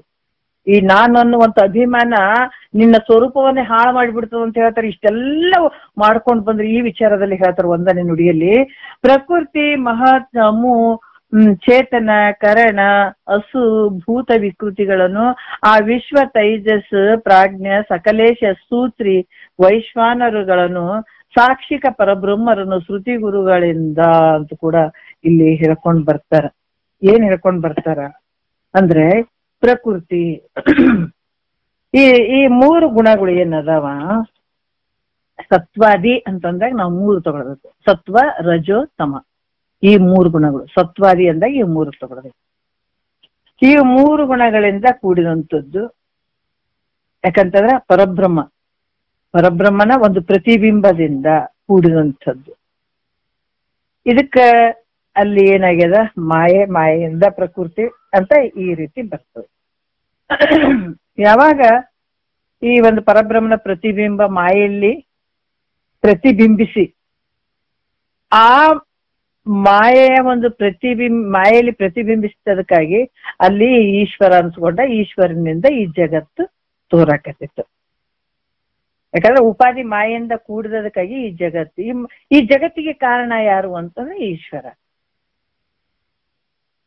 ಇದು ಈ ಜಗತ್ತಿಗೆ ಕಾರಣ ಆಗಿರುವಂತದ್ದು, ಮುಖ್ಯವಾಗಿರುವಂತದ್ದು ಈ ಮಾಯೆಯಿಂದ ಪ್ರಕೃತಿ ಏನಾಗ್ತದೆ, ಈ ಜಗತ್ತಿಗೆ ಕಾರಣ ಆಗಿರುವಂತದ್ದು ಪ್ರಕೃತಿ ಮೂರು ಗುಣಗಳಿಂದ ಗರ್ಭೀಕರಿಸ್ಕೊಂಡಿರ್ತದೆ. ಮುಂದ ಈ ಮೂರು ಗುಣಗಳು ಹೆಂಗಾಗ್ತದ ಅಂದ್ರ, ಈ ಮೂರು ಗುಣಗಳು ಅದು ಮಹತ್ವ ಅಂತ ಅನ್ಸ್ಕೊಳತ್ತೆ. ಅಂತಂದ್ರ ಮೂರು ಗುಣಗಳು ಗರ್ಭೀಕರಿಸ್ಕೊಂಡಿರುವಂತದ್ದು. ಈ ಕಡೆ ಬೀಜನೂ ಅಲ್ಲ, ಈ ಕಡೆ ಬೆಳೆನೂ ಅಲ್ಲ, ಗಿಡನೂ ಅಲ್ಲ, ದಪ್ಪ ಆಗಿರ್ತದೆ. ಅದು ಮಹತ್ವ ಅಂತ ಹೇಳ್ತದೆ. ಅದು ಏನಾಗ್ತದೆ ಮತ್ತೆ ವಿಕಾರವಂತ ಈ ಅವಸ್ಥೆ ಮತ್ತ ಮುಂದ ಆದಾಗ ಅಲ್ಲಿ ಏನಾಗ್ತದೆ, ಅಹಂಕಾರ ಉತ್ಪತ್ತಿ ಆಗ್ತದೆ. ಮಹತ್ತಿನಿಂದ ಅಹಂಕಾರ ಉತ್ಪತ್ತಿ ಆಗ್ತದೆ. ಈ ಅಹಂಕಾರ ಮೂರು ರೀತಿಯಿಂದ ಹೆಸರು ಮೂರು ಒಂದು ಈಗ ಸೊಳಿಕೆ ಒಳಿಕೆ ಮಳಿಕೆ ಅಂತ ಹೆಂಗ ಒಂದು ಗಿಡಕ್ಕ ಅಲ್ಲಿ ಹೇಳ್ತಾರೆ ಮೂರು ರೀತಿಯಿಂದ, ಅದ್ರಾಗ ಇಲ್ಲಿ ಕೂಡ ಮೂರು ಒಂದು ಅಹಂಕಾರದಿಂದ ಈ ವೈಕಾರಿಕ ತೈಜಸ್ ಭೂತಾದಿ ಎನ್ನುವಂತ ಮೂರು ಅಹಂಕಾರಗಳು ಉತ್ಪನ್ನ ಆಗ. ಅರ್ಥ ಆಯ್ತಲ್ಲ? ಮಾಯೆಯಿಂದ ಪ್ರಕೃತಿಯಿಂದ ಮಹತ್ ಮೂರು ಗುಣಗಳನ್ನ ಗರ್ಭೀಕರಿಸ್ಕೊಂಡಿರ್ತದೆ. ಅದರಿಂದ ಒಂದು ಅಹಂಕಾರ ಉತ್ಪನ್ನ ಆಗ್ತದೆ. ಅಹಂಕಾರದಿಂದ ಮೂರು ಅಹಂಕಾರಗಳು ಉತ್ಪತ್ತಿ ಆಗ್ತಾವ. ಯಾವುದು ಅಂತಂದ್ರ ವೈಕಾರಿಕ ತೈಜಸ್ ಭೂತಾದಿ ಎನ್ನುವಂತ ಮೂರು ಅಹಂಕಾರಗಳು ಉತ್ಪತ್ತಿ ಆಗ್ತಾವ. ಅದರಲ್ಲಿ ಭೂತಾದಿ ಅಹಂಕಾರದಿಂದ ಏನಾಯ್ತು, ಭೂತಾದಿ ಅಹಂಕಾರ ಕೊನೆಯದೇನು ವೈಕಾರಿಕ ತೈಜಸ್ ಭೂತಾದಿ. ಈ ಭೂತಾದಿ ಅಹಂಕಾರದಿಂದ ಏನಾಗ್ತದ, ಶಬ್ದ ತನ್ಮಾತ್ರೆಗಳು ಆಗ್ತಾವ. ಶಬ್ದ ಸ್ಪರ್ಶ ರೂಪು ರಸ ಗಂಧ ಇವು ಪಂಚ ತನ್ಮಾತ್ರೆಗಳು ಅಂತ ಹೇಳ್ತಾರೆ. ಅದಕ್ಕೆ ಈ ಶಬ್ದಾದಿ ಪಂಚ ತನ್ಮಾತ್ರೆಗಳಿಂದನೇ ಈ ಪಂಚಭೂತಗಳು ಹುಟ್ಟಿದು. ಫಸ್ಟ್ ಹುಟ್ಟಿದ್ದು ಪಂಚ ತನ್ಮಾತ್ರೆಗಳು, ಶಬ್ದ, ಸ್ಪರ್ಶ, ರೂಪು, ರಸ, ಗಂಧ. ಇವುಗಳಿಂದನೇ ಪಂಚಭೂತಗಳು ಉತ್ಪನ್ನ ಆದವು. ಆಕಾಶ, ವಾಯು, ಅಗ್ನಿ, ಜಲ, ಪೃಥ್ವಿ. ಈ ಪಂಚಭೂತಗಳಿಂದ ಪಂಚೀಕರಣ ಆಯ್ತು. ಹೆಂಗ್ ಪಂಚೀಕರಣ ಆಯ್ತು ಅಂದ್ರೆ ಒಂದ್ರಾಗ ಒಂದು ಬೆರೆಯುವಂಥದ್ದು. ಇದು ಮುಂದೆ ಬರ್ತಾವ ಇನ್ನು ಯಾವ ಪರಮಾನುಭವದಲ್ಲಿ ಬಹಳ ಚಂದ ಕೊಡ್ತಾರೆ ಇದರ ಬಗ್ಗೆ, ಮತ್ತೆ ಪರಮಾರ್ಥ ಗೀತೆಯಲ್ಲಿ ಬಹಳ ಚಂದ ಕೊಟ್ಟಿದ್ದಾರೆ ಇದನ್ನ. ಇದರಲ್ಲಿ 4, ಯಾಕಂತಂದ್ರ ಈಗ ಒಂದ್ ಸಣ್ಣ ಉದಾಹರಣೆ ಹೇಳ್ತೇನೆ ನಾನು. ಆಕಾಶದಲ್ಲಿ 2 ಭಾಗ ಮಾಡ್ರಿ. ಒಂದು ಭಾಗ ಒಂದು ಗಟ್ಟಿ ಭಾಗ ಒಂದ್ ಕಡೆ ಇಟ್ಟು 8ನೇ ಭಾಗದಾಗ 4 ಭಾಗ ಮಾಡುವಂಥದ್ದು. ಈ 8ನೇ ಈಗ ₹1 8ನೇ ಭಾಗ ಅಂತ 2 ಆ ಕಡೆ ಈ ಕಡೆ ಇಡ್ರಿ. ಒಂದು ಗಟ್ಟಿ ಭಾಗ ಹಂಗ ಇಟ್ಕೊಳ್ರಿ. ಒಂದು ಭಾಗ 8ನೇ ಭಾಗ, ಅದ್ರಾಗ 4 ಭಾಗ ಮಾಡ್ರಿ. 4 ಭಾಗದಲ್ಲಿ ಈ 4 ಭಾಗ ಇದು ಒಂದು ಗಟ್ಟಿ ಭಾಗ ಸೇರಿ 5 ಆಯ್ತು. ಇದರಲ್ಲಿ ಆಕಾಶದ ಒಂದು 8ನೇ ಭಾಗದಲ್ಲಿ 4 ಭಾಗ ಮಾಡಿದ್ದು ಒಂದು ವಾಯುವಿನಲ್ಲಿ ಸೇರಿಸಿದಾಗ ಅದು ಮನಸ್ಸಾಗ್ತದ, ಅಗ್ನಿಯಲ್ಲಿ ಸೇರಿಸಿದಾಗ ಬುದ್ಧಿ ಆಗ್ತದ, ಒಂದು ಭಾಗ ಜಲದಲ್ಲಿ ಸೇರಿಸಿದಾಗ ರಸ ಆಗ್ತದ, ಒಂದು ಭಾಗ ಪೃಥ್ವಿಯಲ್ಲಿ ಸೇರಿಸಿದಾಗ ಗಂಧ. ಅಂದ್ರ ಶಬ್ದ, ಸ್ಪರ್ಶ, ಅಗ್ನಿಯಲ್ಲಿ ಸೇರಿಸಿದ ರೂಪು, ಜಲದಲ್ಲಿ ಸೇರಿಸಿದಾಗ ಶಬ್ದ, ಸ್ಪರ್ಶ, ರೂಪು, ರಸ, ಗಂಧ. ಇವು ಈ ಪಂಚೀಕೃತಗೊಂಡು ಈ ನಮ್ಮ 25 ತತ್ವಗಳು ಆಗ್ತವೆ. ಹಿಂಗ ಇವು 5 ಏನಂದ್ರೆ ಆಕಾಶದಲ್ಲಿ ಒಂದು ಭಾಗ ಗಟ್ಟಿ ಭಾಗ, ಒಂದು ಭಾಗದಲ್ಲಿ 4 ಭಾಗ ಮಾಡಿ, ಮತ್ತ ಇವು ಅಗ್ನಿ ಒಳಗ, ಮತ್ತೆ ವಾಯುವಿನಲ್ಲಿ, ಅಗ್ನಿಯಲ್ಲಿ, ಮತ್ ಜಲದಲ್ಲಿ, ಮತ್ತೆ ಪೃಥ್ವಿಯಲ್ಲಿ ಈ ಒಂದ್ರಾಗ ಒಂದು ಬೆರೆತು ಇಲ್ಲಿ ಅಂತಃಕರಣ ಪಂಚಕ ಆಗ್ತಾವ ಆಕಾಶದಿಂದ. ಯಾವುದು? ಮನ, ಬುದ್ಧಿ, ಚಿತ್ತು, ಅಹಂಕಾರ. ಆಮೇಲೆ ಜ್ಞಾತ್ರ ಅನ್ನುವಂಥದ್ದು ಗಟ್ಟಿ ಭಾಗ, ಅಲ್ಲಿ ಜೀವಾತ್ಮ ಆಗುವಂಥದ್ದು. ಈ ರೀತಿ ಅಲ್ಲಿ ಪಂಚೀಕರಣ ಹೇಳ್ಕೊಂಡು ಬರ್ತಾರೆ. ಅದಕ್ಕೆ ಆಕಾಶದಿಂದ ಅಂತಃಕರಣ ಪಂಚಕ. ಅಂತಃಕರಣ ಪಂಚಕ ಕರ್ಣೇಂದ್ರಗಳು ಒಂದೇನೆ. ಮನಸ್ಸು, ಬುದ್ಧಿ, ಚಿತ್ತು, ಅಹಂಕಾರ, ಜ್ಞಾತೃ ಇವು ಅಂತಃಕರಣದ ಪಂಚಕಗಳು, ಆಕಾಶದಿಂದ ಆದಂಥದ್ದು. ಮತ್ತೆ ವಾಯುವಿನಿಂದ ಏನಾಯ್ತು ಅಂದ್ರೆ ವಾಯುವಿನಲ್ಲಿ ಕೂಡ 2 ಭಾಗ ಮಾಡುವಂಥದ್ದು. ಒಂದು ಭಾಗ ಗಟ್ಟಿ ಭಾಗ ಇರುವಂಥದ್ದು, ಇನ್ನೊಂದು ಭಾಗದಲ್ಲಿ 4 ಭಾಗ ಮಾಡುವಂಥದ್ದು. ಈ 4 ಭಾಗಗಳು 4 ಬೆರೆಸುವಂಥದ್ದು. ಆ ಒಂದು ಬೆರೆಸೋದ್ರಿಂದ ಏನಾಯ್ತು ಅಂದ್ರ ಇಲ್ಲಿ ಪ್ರಾಣ, ಪಾನ, ವ್ಯಾನ, ಉದಾನ ಸಮಾನ ಆಗ್ತದೆ. 5 ಪ್ರಾಣವಾಯುಗಳು. ಯಾಕಂದ್ರೆ ಇವೆಲ್ಲ ಒಂದ್ರಾಗ ಒಂದು ಬೆರೆಸಿದಾಗ ಆಗ್ತದೆ. ಇದು ವಾಯುವಿನಿಂದ ಏನಾಯ್ತು? ಈ ಪ್ರಾಣ ಪಂಚಕ ಆಯ್ತು. ಆಮೇಲೆ ಅಗ್ನಿಯಿಂದ ಏನಾಯ್ತು ಅಂದ್ರೆ ಜ್ಞಾನೇಂದ್ರ ಆಯ್ತು. ಇದ್ರ ಕೂಡ 2 ಭಾಗ ಮಾಡಿ 4 ಇದು ಒಂದು ಪ್ಲಸ್ ಒಂದು ಗಟ್ಟಿ ಭಾಗ. ಅದನ್ನ ಮುಂದೆ ನೋಡೋಣ, ಚೆನ್ನಾಗಿ ಹೇಳಿದಾರ ಅವರು. ಜ್ಞಾನೇಂದ್ರಿಯ ಪಂಚಕ ಅಲ್ಲೇ ಆಯ್ತು. ಜ್ಞಾನೇಂದ್ರಿಯ ಯಾವುವು ಅಂತಂದ್ರ ಸ್ತೋತೃ ಅಂದ್ರೆ ಈ ಕಿವಿ. ಇವು ಎಲ್ಲ ಸಂಸ್ಕೃತ ವರ್ಡ್ಸ್. ಸಂಸ್ಕೃತ ದೇವತೆಗಳ ಭಾಷೆ, ಮನುಷ್ಯರ ಭಾಷೆ ಅಲ್ಲ, ಸಂಸ್ಕೃತ. ಇವತ್ತ್ಯಾಕ ವೇದ ಉಪನಿಷತ್ತುಗಳು ಸಂಸ್ಕೃತದಲ್ಲಿ ಅದಾವ ಅಂತಂದ್ರೆ ಸಂಸ್ಕೃತ ಅನ್ನುವಂಥದ್ದು ದೇವತೆಗಳ ಭಾಷೆ ಅಂತ ಹೇಳ್ತಾರೆ. ಅದಕ್ಕೆ ಸ್ತೋತೃ ಇವೆಲ್ಲ ಸಂಸ್ಕೃತ ವರ್ಡ್ಸ್. ಮತ್ತೆ ಈ ಯಾವ್ದು ಸ್ತೋತೃ, ಜುಂವ, ಗ್ರಾಣ, ನೇತ್ರ ಅನ್ನುವಂಥದ್ದು ಇವು ಜ್ಞಾನೇಂದ್ರಿಯಗಳು. ಇದು ಜ್ಞಾನೇಂದ್ರಿಯಗಳು ಅದರ ಅಗ್ನಿಯಿಂದ ಆದಂಥದ್ದು. ಮತ್ತೆ ಜಲದಿಂದ ಏನಾಯ್ತು ಅಂತಂದ್ರೆ ಈ ವಿಷಯ ಪಂಚಕ ಆಯ್ತು. ವಿಷಯ ಪಂಚಕ ಯಾವುದಪ್ಪ ಅಂತಂದ್ರೆ ಶಬ್ದ, ಸ್ಪರ್ಶ, ರೂಪ, ರಸ, ಗಂಧ. ಆಮೇಲೆ ಭೂಮಿಯಿಂದ ಏನಾಯ್ತಪ್ಪ ಅಂದ್ರ ಕರ್ಮೇಂದ್ರಿಯಗಳು. ಇವೆಲ್ಲ ಯಾಕಂತಾರೆ ನಮ್ಮ ಶರೀರದ ವ್ಯವಹಾರ ನಡಿಲಿಕ್ಕೆ ಆಗುವಂಥದ್ದು. ಯಾಕಂದ್ರೆ ಇವು ಕೂಡ ನಮ್ಮ ನಾವೇ ನೋಡ್ಕೋತೀವಿ, ಓದ್ತೀವಿ ಅಂದ್ರೆ ಬರಂಗಿಲ್ಲ. ನಾವೊಂದು ಹೇಳಿದೀನಿ, ಒಂದು ಉದಾಹರಣೆ ನಾನು ಮುಂಚೆ ಹೇಳಿದೀನಿ. ಯಾಕೆ ಅಂತಂದ್ರ ಪಂಚೀಕರಣ ನಾವು ಹುಬ್ಳಿಗೆ ಹೋದಾಗ ಒಂದ್ಸಲ, ಯಾವಾಗ್ಲೂ ಹೋಗೋರು ನಾವು, ಹೋದಾಗ ಪಂಚೀಕರಣ ಒಂದು ತಗೊಂಡ್ ಬಂದಿದ್ದೆ ನಾನು. ಬಂದು ಅದನ್ನ ಓದ್ಬೇಕಂತ ಓದಿದ್ರ ನನ್ನ ತಲೆ ತಿರುಗಿಬಿಡ್ತು. ಏನೇನೋ ಬರ್ದಿದಾರ, ನನಗೆ ಏನು ಅರ್ಥ ಆಗೋಲ್ದಂತ ಸುಮ್ಮನೆ ತಗೊಂಡು ಹೋಯ್ದು ಒಂದ್ ಕಡೆ ಇಟ್ಟೆ ನಾನು ಅದನ್ನ. ಖಂಡಿತ. ಯಾಕಂತಂದ್ರೆ ಅದಕ್ಕೆ ನಮ್ಮದ್ ನಾವೇ ಏನ್ ಓದ್ತೀವಿ ಅಂದ್ರೆ ಒಂದ್ ತಲೆ ಬಿಡನೂ ಅರ್ಥ ಆಗಂಗಿಲ್ಲ, ನಮ್ಗೇನು ಅರ್ಥ ಆಗಂಗಿಲ್ಲ. ಪೂರ್ತಿ ಓದಿದೆ ನಾನು, ನಿಜವಾಗಿ ನನಗೇನು ಅರ್ಥನೇ ಆಗ್ಲಿಲ್ಲ ಅದು. ಆದ್ರೆ ತಗೊಂಡೋಗಿ ಒಂದ್ ಕಡೆ ಇಟ್ಟೆ. ಕೊನೆಗೆ ಯಾವಾಗ ಈ ಗುರು ಮುಖಾಂತರ ನಾವು ಕೇಳಕ್ ಶುರು ಮಾಡಿ ಅರ್ಧ ಕೇಳಿದ್ವಿ, ನಂತರ ಹುಡುಕಿ ಅದು ತೆಗೆದು ನೋಡಿದ್ರ ಆನಂದ ಆಯ್ತು ನಮ್ಗೆ, ಎಷ್ಟು ಚೆನ್ನಾಗಿ ಅರ್ಥ ಆಯ್ತು ನೋಡ್ರಿ. ಅದಕ್ಕೆ ಹೇಳೋದು ಗುರು ಮುಖಾಂತರ ತಿಳ್ಕೊಳ್ಬೇಕೆಲ್ಲ ವಿಚಾರಗಳು ಅಂತ. ನಾವು ಓದ್ತೀವಿ ಅಂದ್ರೆ ಬಹಳ ಎಡವಟ್ಟುಗಳು ಆಗಿಬಿಡ್ತಾವ. ಅದಕ್ಕೆ ಇಲ್ಲಿ ಕೂಡ ಕರ್ಮೇಂದ್ರಿಯಗಳು ಹೆಂಗಾದ್ವಪ್ಪ ಅಂದ್ರ ಭೂಮಿ ತತ್ವದಿಂದ ಆದಂಥದ್ದು ಕರ್ಮೇಂದ್ರಿಯಗಳು. ಅಲ್ಲಿ ಕೂಡ ಯಾವುದು ವಾಕ್, ಭೂಮಿಯ ಒಂದು ಭಾಗ ಆಕಾಶದಲ್ಲಿ ಸೇರಿದಾಗ ವಾಕ್ ಆಯ್ತು, ವಾಯುವಿನಲ್ಲಿ ಸೇರಿದಾಗ ಪಾಣಿ ಆಯ್ತು, ಜಲದಲ್ಲಿ ಅಗ್ನಿಯಲ್ಲಿ ಸೇರಿದಾಗ ವಾಕ್ ಪಾಣಿ ಪಾದ, ಆಮೇಲೆ ಮತ್ತೆ ರಸದಲ್ಲಿ ಜಲದಲ್ಲಿ ಸೇರಿದಾಗ ಗುಹೆ, ಮತ್ತೆ ಗಟ್ಟಿ ಭಾಗ ಗುದ ಆಗುವಂಥದ್ದು. ಇಲ್ಲಿ ಕರ್ಮೇಂದ್ರಿಯಗಳು ವಾಕ್ ಪಾಣಿ ಪಾದ ಗುಹೆ ಗುದ ಅಂತ ಅನ್ನುವಂಥದ್ದು 5 ಕರ್ಮೇಂದ್ರಿಯ ಪಂಚಕ. ಈ 25 ತತ್ವಗಳಿಂದ ಕೂಡಿದಂಥದ್ದು ಯಾವ್ದಪ್ಪ ಅಂತಂದ್ರೆ ಸ್ಥೂಲ ಶರೀರ. ಯಾಕಂದ್ರೆ ಬರೇ ಪಂಚಭೂತಗಳು ಒಂದೇ ದೊಡ್ಡ 5 ಕಟ್ಟಿಗೆಗಳನ್ನ ದಪ್ಪನ ಕಟ್ಟಿಗೆಗಳು ತಂದಿಟ್ರೆ ಒಂದು ಮನೆ ಆಗ್ಬಿಡಕ್ ಸಾಧ್ಯ ಆಗ್ತದೆ. ಕಿಟಕಿಗಳು ಬಾಗಿಲುಗಳು ಅವೆಲ್ಲ ಆಗ್ಬೇಕಾದ್ರೆ ನಾವೇನ್ ಮಾಡ್ಬೇಕಾದ್ರೆ ಅದ್ರ ಕೊರಿತಾರೆ. ದೊಡ್ಡ ತುಂಡಿದ್ವು ಅಂತಂದ್ರೆ ಅದ್ರ ಕಟ್ ಮಾಡಿ ಕಿಟಕಿ ಮಾಡ್ತಾರ, ಬಾಗಿಲು ಮಾಡ್ತಾರ, ಜಂತಿಗಳು ಮಾಡ್ತಾರ, ನಾನಾ ರೀತಿ ಮಾಡ್ತಾರ. ಅದ್ರಾಗ 5 ಪಂಚಭೂತಗಳಲ್ಲಿ ಒಂದ್ರಾಗ ಒಂದು ಬೇರಿಕೆಯಾಗಿ 25 ತತ್ವಗಳು ನಾವೀಗ ಮಾತಾಡುವಂಥದ್ದು, ಕೂಡುವಂಥದ್ದು, ನೇಯುವಂಥದ್ದು, ಏನ್ ನಮ್ಮ ಪ್ರಾರಬ್ಧ ಕರ್ಮ ಅದಲ್ಲ, ಅದು ಸುಖನೇ ಆಗಿರ್ಬೋದು ದುಃಖನೇ ಆಗಿರ್ಬೋದು, ಅನುಭವಿಸ್ಲಿಕ್ಕೆ 25 ತತ್ವಗಳಿಂದ ಈ ಸ್ಥೂಲ ಶರೀರ ಆಯ್ತು. ಈ ಜಗತ್ತು ತೋರಕತೆ ಅಂತಂದ್ರ ಪ್ರಾರಬ್ಧ ರೂಪವಾಗಿ ನಿನ್ ಕಷ್ಟರ ಅನುಭವಿಸು ಸುಖಾರ ಅನುಭವಿಸು ಅನ್ನುವಂಥದಕ್ಕಾಗಿ ಈ ಶರೀರ ನಮ್ಗ ಈ ಜಗತ್ತು ತೋರುವಂಥದ್ದು. ಇದರಲ್ಲಿ 25 ತತ್ವಗಳು ಏನೋ ನಮ್ಗೆ ಇವೆಲ್ಲ ಕೊಟ್ಟಿದ್ದಾರಲ್ಲ, ನಾವ್ ಇದರಿಂದ ಪ್ರಾರಬ್ಧ ಕರ್ಮವನ್ನ ಮಾಡ್ಕೊಳ್ಬಹುದು. ಆದ್ರೆ ಪ್ರಾರಬ್ಧದ ಕರ್ಮದ ಜೊತೆಗೆ ನಾವು ಸ್ವರ್ಗಾದಿ ಭೋಗಗಳನ್ನ ಅನುಭವಿಸ್ಲಿಕ್ಕೆ ಕೆಲಸಗಳನ್ನ ಮಾಡ್ಕೊಳ್ಬಹುದು, ಅಥವಾ ಮುಕ್ತನಾಗ್ಲಿಕ್ಕೆ ಸದ್ಗುರುವಿನ ಒಂದು ವಚನವನ್ನ ಕೇಳಿ ಆತನ ಸನ್ನಿಧಾನದಲ್ಲಿ ಆತನ ಆಶ್ರಯ ತಗೊಂಡು ನಾವು ಮುಕ್ತನಾಗಕ್ಕೂ ಇದು ನಮ್ಮ 25 ತತ್ವಗಳಿಂದ ಕೂಡಿದಂತ ಶರೀರದಿಂದನೇ ಇವೆಲ್ಲ ಆಗ್ತಾವ. ಹಿಂಗ್ ಮಾಡ್ಕೊಳಕ್ ಬರ್ತದೆ. ಅದಕ್ಕೆ ಇದು 25 ತತ್ವಗಳಿಂದ ಈ ಸ್ಥೂಲ ಶರೀರ ಈ ಒಂದು ದೇಹದ ಒಂದು ಉಪಾಧಿಯಿಂದ ಕೂಡಿದಂಥವನು.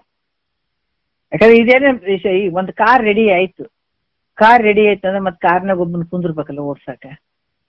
ಕಾರ್ ಹೋಗೇ ಬಿಡ್ತದನ್ನ. ಈಗ ಎಂತ ಒಂದು ಕೋಟಿ ಕಾರ್ ತಗೊಂಡ್ರು ಕೂಡ ಅದ್ರಾಗ ಒಬ್ಬನ ಕುಂತಾಗ ಓಡ್ತದಿಲ್ಲ, ಅಂದ್ರೆ ಅದು ಓಡೋದೇ ಇಲ್ಲ. ಅದು ಜಡವಾದಂಥದ್ದು. ಅದಕ್ಕ ಈ ದೇಹದ ಉಪಾಧಿಯಿಂದ ಕೂಡಿದಂಥವ್ನು ಯಾರು? ವಿಶ್ವಜೀವನು.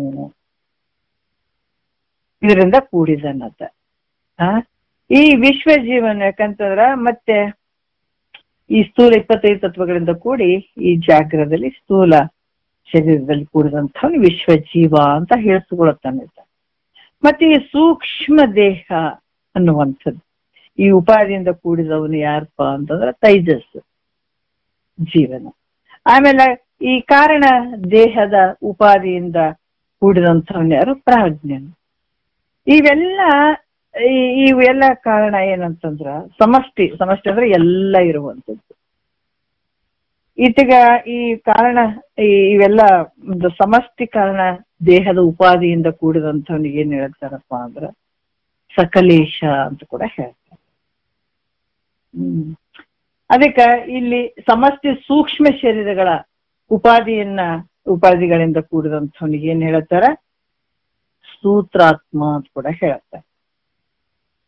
ಮತ್ತೆ ಈ ಸ್ಥೂಲ ದೇಹಗಳ ಉಪಾಧಿ ಉಳ್ಳಂಥವನು ಅಲ್ಲಿ ಕೂಡ ವಿರಾಟ ಅಂತ ಹೇಳಿಸ್ಕೊಳ್ತಾನೆ. ವಿರಾಟ ಇವೆಲ್ಲ ಸೂಕ್ಷ್ಮ. ಯಾಕಂದ್ರೆ ಸಮಷ್ಟಿ ಸ್ಥೂಲ ಶರೀರ ಕಣ್ಣಿಗೆ ಕಾಣುವಂತ ಈ ಶರೀರಗಳು ಏನು ಅದಾವ ಇವೆಲ್ಲ ಉಪಾಧಿ ಉಳ್ಳಂಥವನು. ಸಮಷ್ಟಿ ಅಂದ್ರೆ ಎಲ್ಲ. ಈಗ ವ್ಯಷ್ಟಿ ಸಮಷ್ಟಿ ಅಂತ ಬರ್ತದ. ಅಲ್ಲಿ ಸಮಷ್ಟಿ ಅಂತಂದ್ರೆ ಈ ತೋಟ ಇರ್ತದೆ, ಬಹಳಷ್ಟು ಬಾಳೆ ಗಿಡ ತೋಟ ಇರ್ತದೆ. ಎಲ್ಲ ಗಿಡಗಳು ಸೇರಿದಾಗ ಅದು ಸಮಷ್ಟಿ ಆಗ್ತದೆ. ಒಂದೇ ಗಿಡ ಆದಪ್ಪ ಮನೆಯಾಗ ಅಂದ್ರೆ ವ್ಯಷ್ಟಿ ಅನ್ಸ್ಕೊಳತ್ತದೆ. ಹಂಗಾಗಿ ಒಂದು ವ್ಯಷ್ಟಿ. ಆಮೇಲೆ ಸಮಸ್ತ ಅಂದ್ರೆ ಎಲ್ಲ ಒಂದು ತೋಟನೆ ಅನ್ನುವಂಥದ್ದು. ಇಲ್ಲಿ ಕೂಡ ಈ ಸ್ಥೂಲ ಈ ಸಮಷ್ಟಿ ಸ್ಥೂಲಗಳ ಒಂದು ದೇಹಗಳ ಉಪಾಧಿ ಉಳ್ಳಂಥವನು ಯಾರಪ್ಪ ಅದು ಏನ್ ಹೇಳ್ತಾರ ಅಂತಂದ್ರೆ ವಿರಾಟ ಅಂತ ಅನ್ಸ್ಕೊಳ್ಳೋದು. ಮತ್ತ ಈತ ಏನಾಗಿದ್ದಾನ ಅಂತಂದ್ರ ವಿಶ್ವಾದಿ, ಜೀವತ್ರಯದ ವಿಶ್ವಾದಿ ಅಂತಂದ್ರ ಇಲ್ಲಿ 3 ತಗೊಳ್ಬೇಕಾಗ್ತದೆ. ಸ್ಥೂಲ, ಸೂಕ್ಷ್ಮ, ಕಾರಣ, ಶರೀರ, ವಿಶ್ವ, ತೈಜಸ್, ಪ್ರಾಜ್ಞೆ.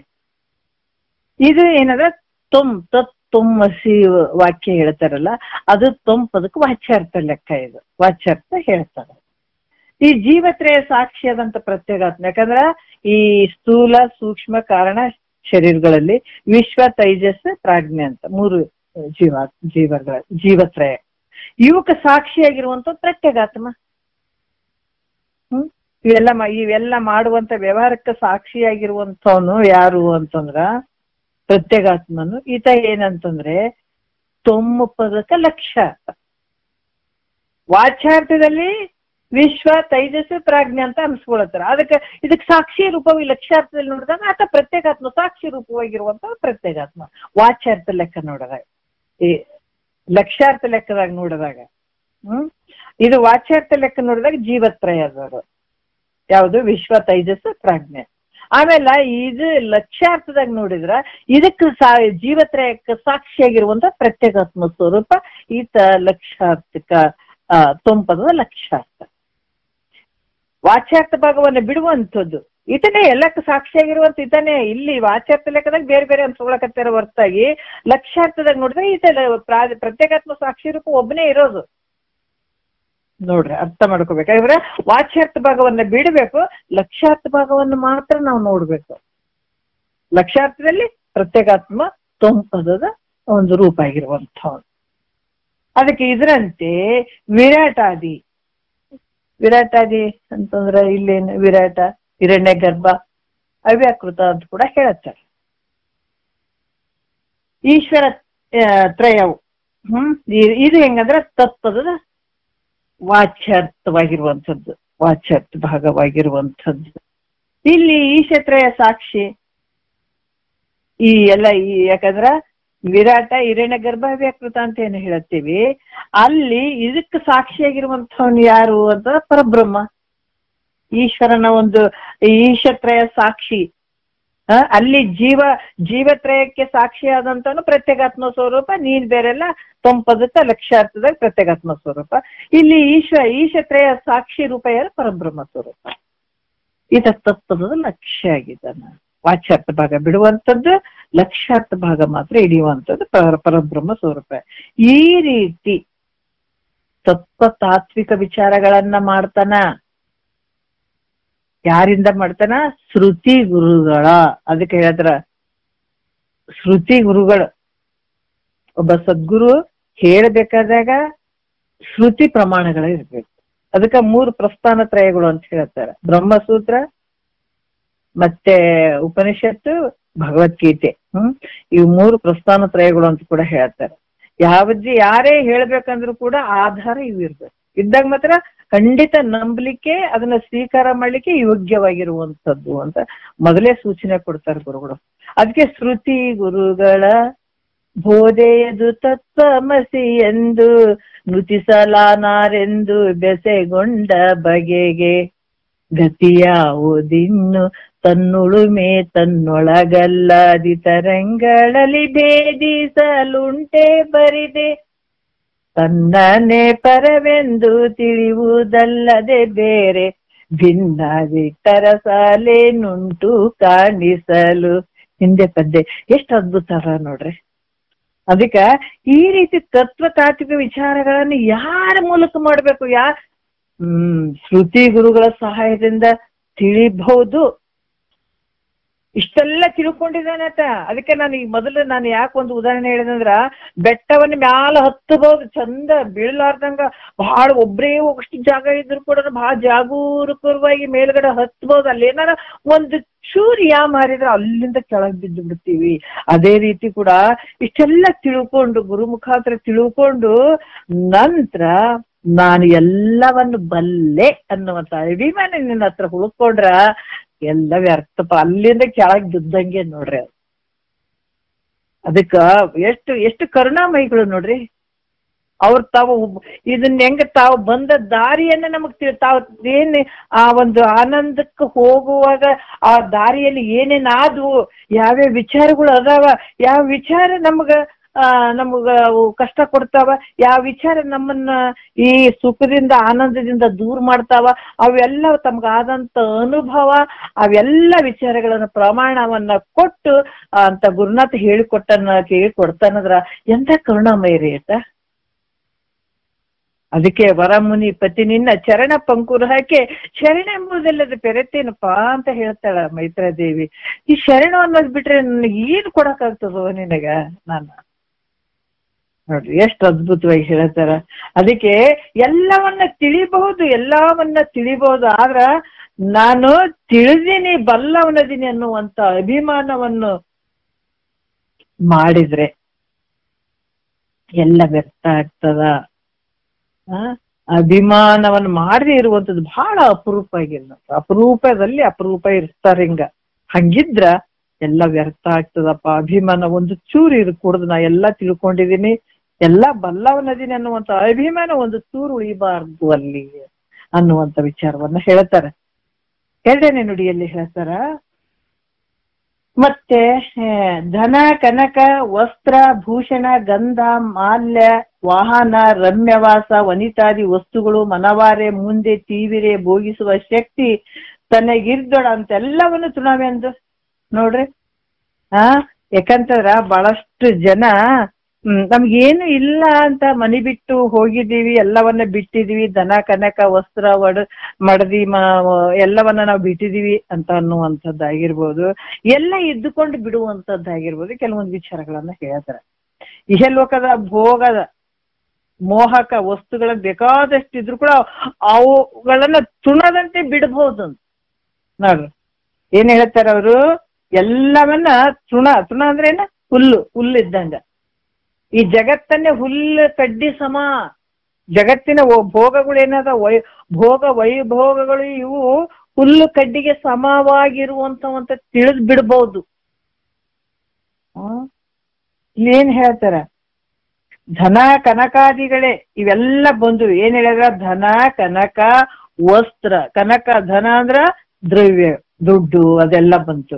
ಕನಕ ಅಂದ್ರ ಬಂಗಾರ, ವಸ್ತ್ರ ಬಟ್ಟೆ, ಈ ಭೂಷಣ ಗಂಧ ಸುಗಂಧವಾದಂತ ದ್ರವ್ಯಗಳು ಇವೆಲ್ಲ ಗಂಧ, ವಾಹನ, ಏನಂದ್ರ ರಮ್ಯವಾಸ, ಮನೆಗಳು ದೊಡ್ಡ ದೊಡ್ಡ ಮನೆಗಳು ಅದಾವ್ರಿ, ವಸ್ತುಗಳು ಅದಾವ್ರಿ. ಏನ್ರಿ ನಾವ್ ರಾಜನಂಗ್ ಮೆರಿತಿದ್ದೆ ಎಲ್ಲವನ್ನು ಬಿಟ್ಟು ಬಂದೇನ್ರಿ ಅಂದ್ರ ಏನರ್ಥ?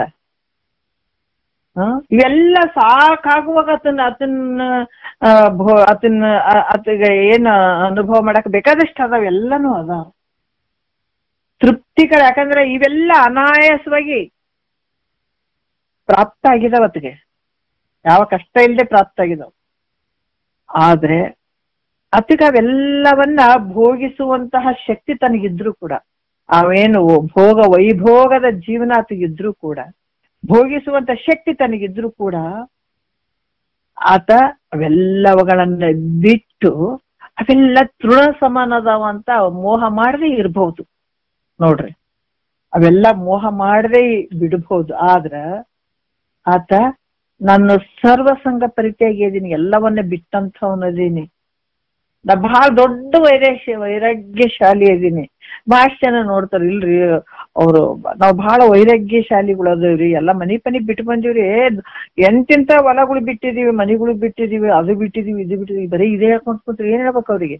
ಅದಕ್ಕೆ ಇಲ್ಲಿ ಗೊತ್ತದ ಕ್ರಮಶಾಸ್ತ್ರ. ಯಾಕಂದ್ರೆ ಎಂತವ್ರು ಹೆಂಗದಂತ ನಮ್ಗೆ ಕಂಡಿಡ್ಯಾಕ್ ಬರ್ತದ. ಯಾರೋ ಒಬ್ಬ ದೊಡ್ಡ ದೊಡ್ಡ ಜ್ಞಾನಿಗಳ ಹತ್ರ ಹೋದಾಗ ನೀವು ನೋಡ್ರಿ, ನಿಜಗೊಂಡ್ರಿ ಶಾಸ್ತ್ರ ನಮ್ ಕ್ರಮಶಾಸ್ತ್ರ ಆಗ್ಯದಂದ್ರೆ ಅವ್ರು ಭಯ ಪಟ್ಕೋತಾರ. ಯಾಕಂದ್ರೆ ಎಲ್ಲರೂ ಗೊತ್ತಾಗ್ತದೆ ಯಾರ್ಯಾರು ಯಾವ್ಯಾವ ಇಂಥ ಗುರುಗಳು ಹಿಂಗೆ ಅದಾರಂತ ನಾವು ಕಂಡಿಡ್ಲಿಕ್ಕೆ ಬರ್ತದೆ. ಕ್ರಮಶಾಸ್ತ್ರ ಮಾಡಿಕೊಂಡವ್ರಿಗೆ ಎಲ್ರು ಕೈ ಸಿಕ್ಕಾಕೊಂಡ್ ಬೀಳ್ತಾರೆ ಇಲ್ಲಿ. ಅದಕ್ಕ ಇಲ್ಲಿ ಕೂಡ ಹೇಳ್ತಾರ, ನಾ ಸರ್ವಸಂಗ ಪರಿತ್ಯಾಗಿ ಮಾಡಿದ ವೈರಾಗ್ಯಶಾಲಿ ನಾನು ಅಂತ ಅನ್ನುವಂಥ ಅಭಿಮಾನವನ್ನ ಬಿಡದೆ ಇದ್ರ ಅತ ಬಿಟ್ಟವನೇನು ಎಲ್ಲಾನ? ಅಲ್ಲಪ್ಪ, ಶರೀರ ಸ್ಥೂಲ ಶರೀರದ ಮನೆಯಾಗ ಎಲ್ಲ ಬಿಟ್ಕೇಸ್ ಹೋಗಿದೆ, ಅದ ಮನಸ್ನಾಗ ಹಿಡ್ಕೊಂಡ್ ಕೂತಿದ್ದಲ್ಲಿ ನೀನ್ ಬಿಟ್ಟವನಂತ ಹೆಂಗಂತಾರ ನಿನಗ? ಮನಸ್ನಾಗ ಎಲ್ಲ ತುಂಬ್ಕೊಂಡಿದೆ. ಆದ್ರೆ ಸ್ಥೂಲವಾಗಿ ಬಿಟ್ಟು ಹೋಗಿರಿ ಅಷ್ಟೇನೆ. ಬಟ್ ಬಿಟ್ಟವಂತ ಹೆಂಗಂತಾರೆ ಮನಸ್ನಾಗೆಲ್ಲ ಬಿಟ್ಟಿನಿ ಅವು ಬಿಟ್ಟಿನಿ ಇವು ಬಿಟ್ಟಿ ಹಿಡ್ಕೊಂಡ ಕುಂತಿದ್ದಲ್ಲ ನೀನು ಓಸು. ಬಿಟ್ಟು ಬಂದೀನಿ ಅನ್ನುವಂತ ಅಭಿಮಾನ ಅದು ಇತ್ತು ಅಂದ್ರೆ ನೀ ಬಿಟ್ಟವನ ಅಲ್ಲ. ಅದಕ್ಕೆ ಅದು ಕೂಡ ಬಿಡ್ಬೇಕು. ಆ ಅಭಿಮಾನನ ಎಲ್ಲ ಬಿಟ್ಟು ಬಂದಿದ್ದೀನಿ ಅನ್ನೋದು ಕೂಡ ನಿನ್ಗೆ ನೆನಪಿರಬಾರ್ದು. ಅದು ಯಾವ್ದು ನೆನಪು ಕೂಡ ಇರಬಾರ್ದು ನಿನಗೆ.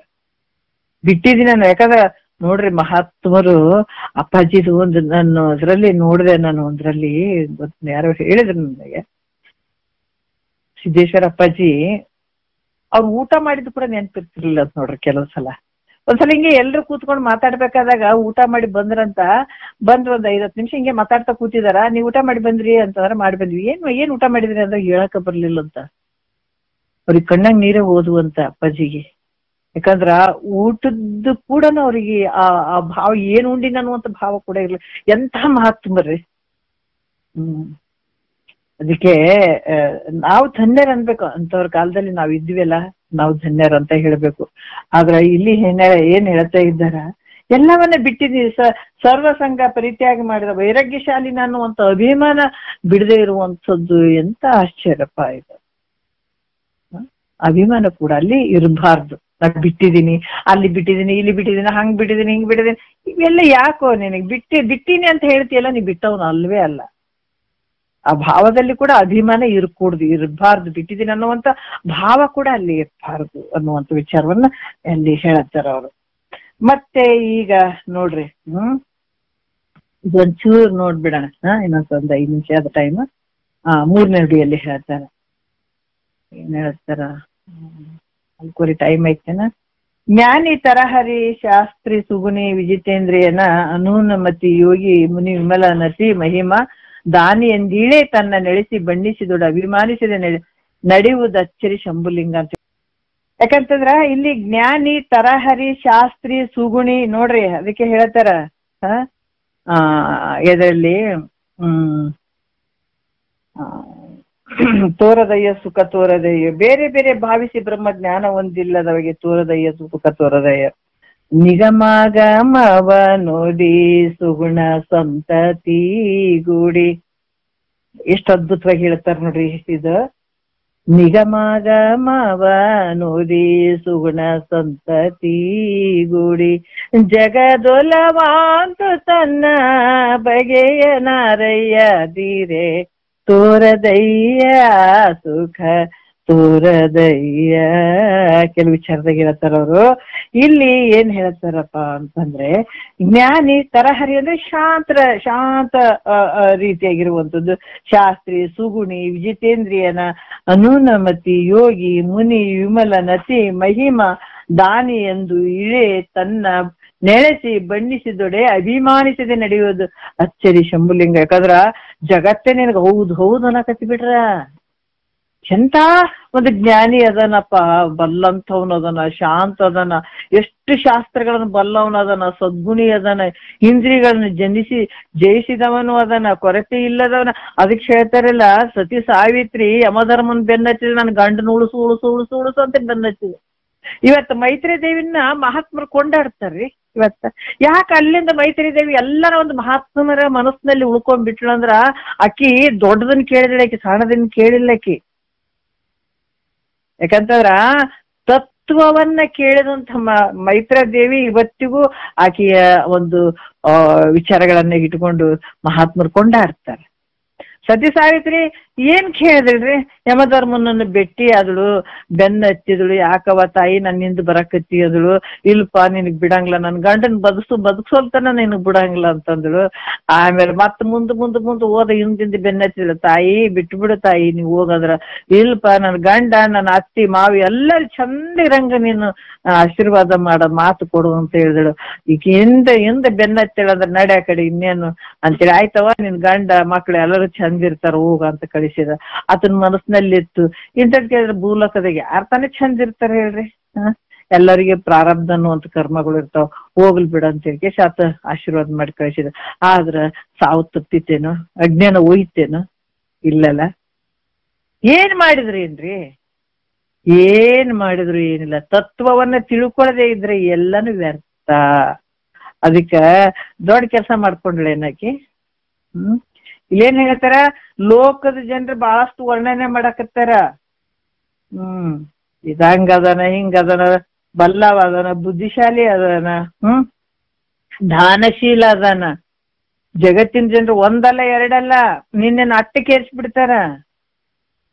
ಹೊಗಳಿ ಹೊಗಳಿ ಒಂದ ಶೂಲಕ್ಕೇರಿಸಿದ್ರಂತೆ ಒಂದು ವಚನದಲ್ಲಿ ಹೇಳ್ತಾರ. ಯಾಕಂದ್ರ ಬಹಳಷ್ಟು ನಿನ್ನ ವರ್ಣನೆ ಮಾಡ್ತಾರಪ್ಪ. ಆದ್ರ ಇಲ್ಲಿ ಹೇಳ್ತಾರ, ಜ್ಞಾನಿ ಅಂತಾರ ಎಂತ ಕಷ್ಟಗಳು ಬಂದ್ರು ಕೂಡ ಸಹನ ಮಾಡುವುದರಿಂದ ಆತ ಶಾಂತ ಅಂತ ಕೂಡ ಹೇಳ್ತಾನ. ಬಹಳ ಕಷ್ಟ ಬಂದ ಆತ ಸಹನೆ ಮಾಡ್ಕೊಳಕತ್ತಾನ, ಎಷ್ಟು ಶಾಂತ ಅದಾನ ಅಂತ ಕೂಡ ಹೇಳ್ತಾರ. ಆತ ನೀನು ಪರಬ್ರಹ್ಮ ಸಾಕ್ಷಾತ್ಕಾರವನ್ನು ಮಾಡ್ಕೊಂಡಾನಂತ ಎಂತ ಜ್ಞಾನಿ ಅಂತ ಕೂಡ ಹೊಗಳ್ತಾರ ನಿನಗ. ಸಕಲ ವೇದಾಗಮಗಳು ಶಾಸ್ತ್ರಗಳ ಬಲ್ಲವನಾಗಿದ್ದಾನ ಅಂತ ಶಾಸ್ತ್ರಿ ಅಂತ ಕೂಡ ಹೇಳ್ತಾರ. ಅಂತ ಒಂದು ವೇದಾಂತಿ ಅಂತ ಕೂಡ ಹೇಳ್ತಾರ. ಕರುಣ ವಿನಯಾದಿ ಸದ್ಗುಣಗಳಿಂದ ಕೂಡಿದವಾದ್ರ ಸುಗುಣಿ ಅಂತ ಹೇಳ್ತಾರ ನಿನಗ. ಇಂದ್ರಿಯಗಳನ್ನ ನಿಗ್ರಹ ಮಾಡಿದ್ರಿಂದ ಯಾಕಂದ್ರೆ ವಿಜೇತೇಂದ್ರಿಯ ಅಂದ್ರ ಇಂದ್ರಿಯಗಳನ್ನ ನಿಗ್ರಹ ಮಾಡ್ಕೊಂಡಂಥವ್ರಿಗೆ ಹೇಳ್ತಾರ. ಒಳ್ಳೆ ಚತುರ ಅದನ್ನ, ಬುದ್ಧಿಶಾಲಿ ಅಂತ ಕೂಡ ಹೇಳ್ತಾರ. ಹಠ ಯೋಗಾದಿಗಳನ್ನ ಮಾಡೋದ್ರಿಂದ ಯೋಗಿ ಅಂತ ಹೇಳ್ತಾರ. ಹಠ ಯೋಗಗಳನ್ನ ಮಾಡೋದ್ರಿಂದ ಅತ್ ಏನ್ ಹೇಳ್ತಾರ, ಯೋಗಿ ಅಂತ ಹೇಳ್ತಾರ. ಆಮೇಲೆ ಈ ಶಾಸ್ತ್ರಗಳನ್ನ ಎಲ್ಲವನ್ನು ಮನನ ಮಾಡಿದ್ರಿಂದ ಅತ್ ಏನ್ ಹೇಳ್ತಾರ, ಮುನಿ ಅಂತ ಕೂಡ ಹೇಳ್ತಾರ ನಿನಗ. ಮತ್ತೆ ಯಾವ್ದು ಶುದ್ಧ ಅಂತಃಕರಣ ಉಳ್ಳಂಥವನಾಗಿದಾನ ಅಂತ ಕೂಡ, ಶುದ್ಧ ಅಂತಃಕರಣ ಉಳ್ಳಂಥವ್ ಯಾವ ಮಲ ವಿಕ್ಷೇಪಗಳು ಯಾವ ಇಲ್ಪ, ಶುದ್ಧ ಅಂತಃಕರಣ ಉಳ್ಳಂಥವಂತೆ ಬೇಡದವರಿಗೆ ಇಲ್ಲ ಅನ್ನೋದಿಲ್ಲ, ಎಲ್ಲವನ್ನ ತೃಪ್ತಿಯಾಗಿ ಕೊಡುವಂತ ಇವತ್ತ ನೋಡ್ರಿ. ಯಾಕಂದ್ರೆ ಮಹಾಭಾರತದಾಗ ಎಲ್ಲವನ್ನ ಮಾಡಿದ್ವು. ಅದಕ್ಕೆ ಜ್ಞಾನಿ ಅಂತ ಅಲ್ಲಿ ಹೇಳಿಲ್ಲ. ಭೀಷ್ಮ ಅಷ್ಟೆಲ್ಲ ಮಾಡಿದ್ರೆ ಅದಕ್ಕೆ ಜ್ಞಾನಿ ಅಂತಾರ ಯಾರಾದ್ರ? ಯಾಕಂದ್ರೆ ಕರ್ಣ ಬೇಕಾದಷ್ಟು ದಾನಕ್ಕೆ ಶೂರನ ಅದ. ಆದ್ರೆ ಇಲ್ಲಿ ಏನ್ ಹೇಳ್ತಾರೆ, ಬೇಡಿದ್ದನ್ನು ತೃಪ್ತಿಯಾಗುವಂತೆ ಕೊಡುವಂತಹ ದಾನಿ ಎಂದು ಅಂತ ಕೂಡ ನಿನಗೆ ಹೇಳ್ತಾರೆ. ನಾನಾ ಪ್ರಕಾರ ಸ್ತುತಿ ಮಾಡಿದ್ರು ಕೂಡ ನಾನು ಅವ್ರು ಹೊಗಳಿದ್ರ ನಾ ಇಂಥ ಓದೀನಿ ಅಂತ ಓದೀನಿ ಅಂತ ಮನಸ್ಸಿನಲ್ಲಿ ಇಟ್ಕೊಳ್ಳದೇನೆ, ಅಭಿಮಾನ ಪಡದೇನೆ, ಹಿಗ್ಗದೆ ತನ್ನ ಸಹಜ ಸ್ಥಿತಿಯಲ್ಲಿ ಇರುವಂಥದ್ದು. ನಮಗೆ ಏನಾಗ್ಬೇಕಾಗ್ಯದ, ಹೊಗಳಿಕೆ ಆಗ್ಬೇಕು. ಹೊಗಳಿಕೆ ಬೇಕು ನಮ್ಗ. ಒಂದು 100-200 ಮಂದಿ ಕೇಳೋರಿರ್ಬೇಕು, ನಾವ್ ಹೇಳ್ಬೇಕು. ಯಾಕಂದ್ರೆ ಕೇಳೋರೆಲ್ಲ ಹೌದೌದ್ ಅನ್ಬೇಕು. ಏನ್ ದೊಡ್ಡ ಏನ್ರಿ ಎಂತ ಪಂಡಿತ್ರಿ ಅಂತ ಆ ಹೊಗಳಿದಂಗೆಲ್ಲ ನಮ್ಮ ಮನಸ್ಸು ಖುಷಿಯಾಗಿರ್ಬೇಕು. ಅಂದ್ರ ತಿಳ್ಕೊಂಡಾರಂತಾರನ ನಮ್ಗ, ಹೇಳೋರಿಗೆ ಬಹಳ ಬಲ್ಲವ್ರಂತಾರೇನ.